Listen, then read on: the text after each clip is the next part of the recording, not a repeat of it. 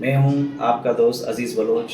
آپ سب کو آپ کے اپنے چینل عزیز بلوچ موٹیویشن میں خوش آمدید. آج کا ہمارا موضوع ہے ایک انسان کی زندگی میں اس کے حالات کا کیا کردار ہے.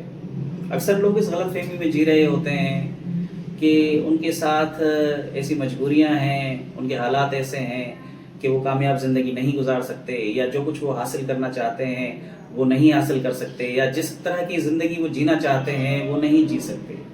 ان کا خیال یہ ہوتا ہے کہ ان کی جاب ایسی ہے جو انہیں کامیابی کے ساتھ جینے نہیں دیتی، یا ان کے پاس ایسے مسائل ہیں، یا ان کے ساتھ اپنی فیملی کی ذمہ داریاں ہیں.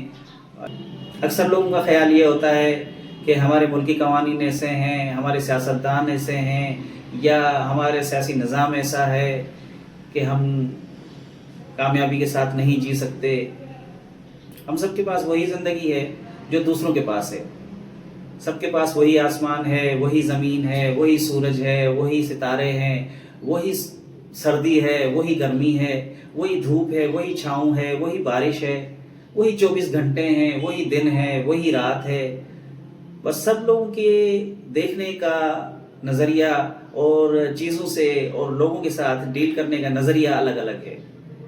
کیا وجہ ہے کہ ایک ہی دنیا میں رہنے والے لوگ ایک دوسرے سے الگ الگ طریقے سے زندگی گزارتے ہیں، اور ایک ہی ملک میں رہنے والے لوگ، ایک ہی شہر میں رہنے والے لوگ، ایک ہی محلے میں رہنے والے لوگ، یہاں تک کہ ایک ہی گھر میں رہنے والے لوگ بھی ایک دوسرے سے الگ الگ ہوتے ہیں.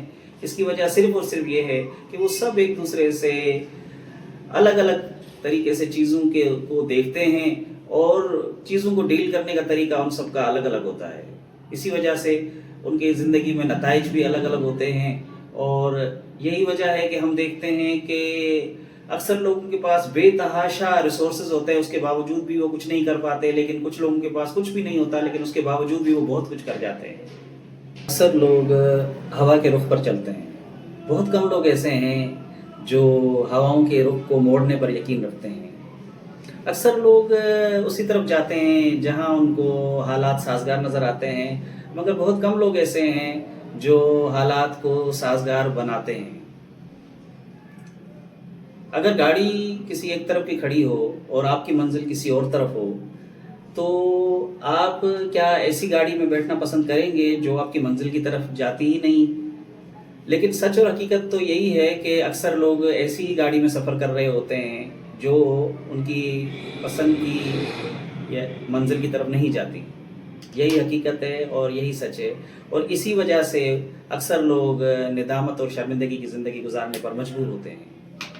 اور یہی وجہ ہے کہ اکثر لوگ اپنے مقصد، اپنے خوابوں اور اپنی منزل سے دستبردار ہو جاتے ہیں، اور مایوسی اور ندامت والی زندگی گزارنے لگ جاتے ہیں. اس لیے حالات کا شکار ہونے کے بجائے حالات کو بدلنے والے بنیے، تاکہ آپ کی زندگی ندامت اور شرمندگی کے بجائے فخر کے ساتھ گزرے. کیونکہ فخر کے ساتھ جینے والے ہی اصل میں کامیاب لوگ ہوتے ہیں، اور فخر کے ساتھ جینا ہی کامیابی کی ضمانت ہے.